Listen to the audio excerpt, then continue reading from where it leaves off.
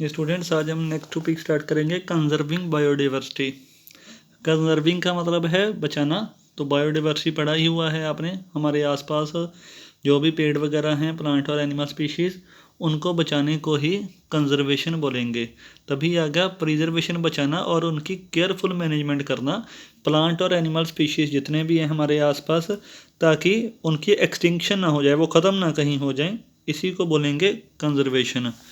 कितने सारे स्टेप्स जो हैं वो लिए गए हैं नेशनल एंड इंटरनेशनल ऑर्गेनाइजेशन के द्वारा, ताकि वो बायोडाइवर्सिटी को बचा सकें। Next, organisations involved in conservation, कि कौन कौन सी ऑर्गेनाइजेशन हैं जो कंजर्व करने के लिए अपने स्टेप दे रही हैं। पहली बात तो ये है कि बायोडाइवर्सिटी को कंजर्व करना हर एक ह्यूमन बीइंग का काम है। तो कंजर्वेशन को प्रमोट करने के लिए गवर्नमेंट एंड नॉन गवर्नमेंट जो ऑर्गेनाइजेशन हैं वो लोकल लेवल पर, नेशनल लेवल पे और इंटरनेशनल लेवल पे लगातार वर्क कर रही हैं। वो अवेयरनेस प्रोग्राम लगा रही हैं, रूल इशू कर रही हैं और रेगुलेशंस जो हैं, रूल एंड रेगुलेशंस वो बना रही हैं, ताकि फॉरेस्ट एंड वाइल्ड लाइफ को प्रोटेक्ट किया जा सके। जो international union for conservation of nature and natural resources है, यानी कि IUCN, ये वर्क कर रही है ताकि ग्लोबल जो कंजर्वेशन है वो हो सके प्लांट्स एंड एनिमल स्पीशीज़ की। IUCN ने एक लिस्ट मेंटेन की हुई है जिसको IUCN रेड लिस्ट बोलते हैं, जो थ्रेटेंड स्पीशीज़ की है, मतलब जो ख़त्म होने वाले हैं, जिनके जो खतरा है अभी ख़त्म होने की कगार पर हैं, उनकी ये एक लिस्ट बना रही है।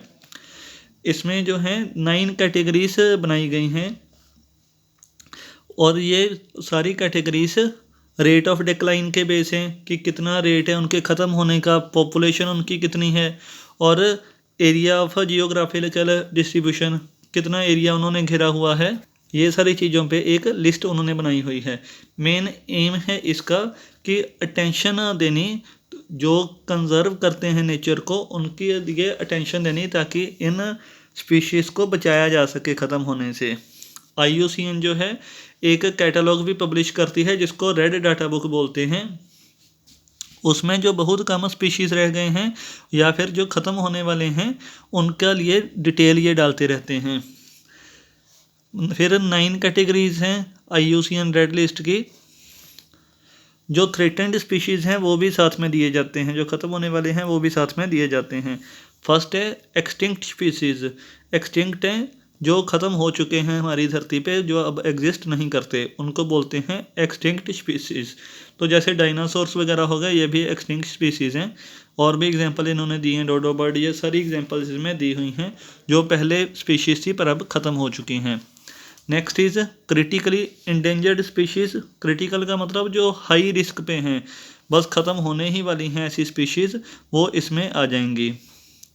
इंडियन जो घड़ियाल है, great Indian bustard, Asiatic cheetah, ये इसकी एग्जांपल्स हैं जो पूरी ख़त्म होने की कगार पे हैं। पहले क्रिटिकली इंडेंजर्ड स्पीशीज़ साहब अकेला इंडेंजर्ड स्पीशीज़ है। ये भी वही स्पीशीज़ हैं जो उससे थोड़ा सा कम रिस्क पे होंगी, इनको इंडेंजर्ड स्पीशीज़ बोला जाएगा।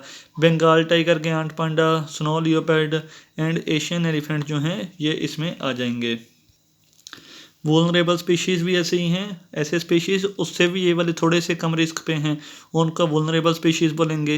इंडियन बाइजन, इंडियन राइनोकॉर्स मैंड्रिल, ये डायग्राम दिए हुए नीचे, ये एग्जांपल्स हैं जो वुलनरेबल स्पीशीज़ हैं।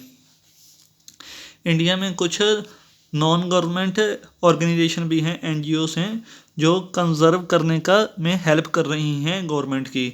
और कुछ ऑर्गेनाइजेशन जो हैं वो अवेयरनेस फैला रही हैं लोगों में, और कुछ ऐसा वर्क तैयार कर रही हैं कि रूल एंड रेगुलेशंस जो हैं उनको स्टेप बाय स्टेप गवर्नमेंट के साथ इम्प्लीमेंट किया जा सके।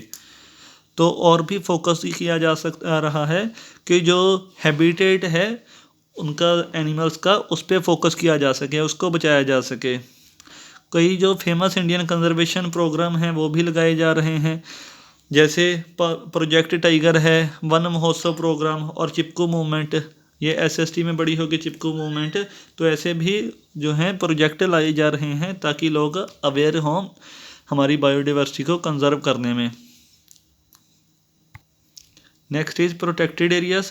सेवरल एरियाज जो हैं उनको प्रोटेक्टेड एरिया घोषित कर दिया गया है ताकि उनको मेंटेन किया जा सके। जो नेचुरल हैबिटेट है प्लांट्स और एनिमल्स का उसको मेंटेन किया जा सके, उसको बचाया जा सके। जैसे वाइल्ड लाइफ सेंचुरीज़ हैं, नेशनल पार्क्स, फॉरेस्ट रिजर्वर्स, ये सारी चीज़ें हैं जो प्रोटेक्टेड एरियाज़ हैं। और ह्यूमन एक्टिविटीज़ जो हैं इनमें वो बड़ी कंट्रोल कर दी गई हैं, काफ़ी स्ट्रिक्टली कंट्रोल की गई हैं और लगभग कई जगह पे बंद ही कर दी गई हैं। फर्स्ट हम पढ़ेंगे प्रोटेक्टेड एरिया में फॉरेस्ट कंजर्व्स। फॉरेस्ट जो रिजर्व्स हैं ये लार्ज एरियाज हैं जहाँ जो फॉरेस्ट ने कवर किया होता है और ये ह्यूमन एक्सप्लॉयटेशन नहीं हो सकती, यहाँ पे ह्यूमन ज़्यादा वर्क वगैरह नहीं कर सकते। स्ट्रिक्ट लॉ गवर्नमेंट ने लगाए हैं ताकि जो ट्रीज़ की फेलिंग हो रही है उसको रोका जा सके इन एरियाज़ में। और जो फॉरेस्ट रिजर्व्स हैं इनका बनाने का मेन एम है कि पहले तो डिफॉरेस्टेशन को रोका जा सके, फिर रीप्लेनिशमेंट की जा सके, जो प्लांट्स कट गए हैं उनको दोबारा लगाया जा सके, फिर कोई और उनकी जगह पे नए पेड़ लगाए जा सकें, वो रिफॉरेस्टेशन होता है। और फिर फूड एंड जो शेल्टर है वो भी वाइल्ड लाइफ के लिए प्रोवाइड कराया जा सके ताकि वो भूखे ना मर जाएं जो एनिमल्स होंगे। नेक्स्ट है वाइल्ड लाइफ सेंचुरीज। ये स्पेशल प्रोटेक्टेड एरियाज हैं जहाँ पे सिर्फ लिमिटेड ह्यूमन एक्टिविटी ही अलो है। हमारे इंडिया में करीब more than 400 wild life sanctuaries हैं और cutting tree and hunting animals जो है ये स्ट्रिक्टली प्रोहिबिटेड है, यहाँ पे बिल्कुल मना है ये वाली चीज़। Next is national parks. जो नेशनल पार्क्स हैं ये भी प्रोटेक्टेड एरियाज हैं जो वाइल्ड लाइफ की कंजर्वेशन के लिए बनाई गई हैं। अगर कंपेयर्ड इसको करें वाइल्ड लाइफ सेंचुरीज से, ह्यूमन एक्टिविटीज़ जो हैं ये काफ़ी रिस्ट्रिक्टेड हैं या फिर कह सकते हैं कि नहीं अलो होती। Both national parks and wild life sanctuaries हैं, इनका मेन मोटिव है कि नेचुरल फ्लोरा एंड फाउना को प्रिजर्व करना, उसको बचाना। फिर नेक्स्ट पेज पे मैप भी दिया हुआ है, मैप देख सकते हो आप कि कहाँ कहाँ पे ये वाली नेशनल पार्क्स और ये सारी चीज़ें हमारे इंडिया में सिचुएटेड हैं। Next is zoological park. Zoological park और जू बोल सकते हो आप ज़्यादातर। ये कोई भी पार्क हो सकता है, बिल्डिंग हो सकती है, केज हो सकता है या कोई भी पिंजरा वगैरह हो सकता है जहाँ पे एनिमल को रखा जाता है कि लोग उसको देख सकें एग्जीबिशन के लिए।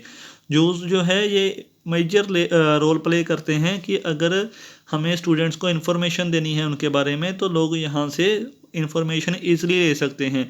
यहाँ पे डिफरेंट प्लांट्स और एनिमल्स होते हैं तो वो लोग उनके बारे में ईज़िली जान सकते हैं।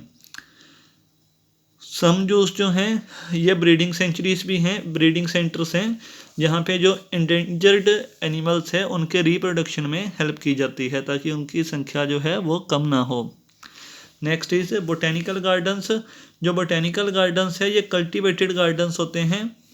इनका मेन फंक्शन होता है कि rare and threatened plant species जो है तो यहाँ पे उनको रखना। हमारे इंडिया में करीब जो पूरे वर्ल्ड में है 1600 बोटेनिकल गार्डन्स हैं। ज़्यादातर जो बोटेनिकल गार्डन हैं ये सीड बैंक्स भी होते हैं, यहाँ पे सीड्स रखे होते हैं ज़्यादातर पेड़ों के, तो पेड़ों को बचाने के लिए भी बोटेनिकल गार्डन रखे गए हैं।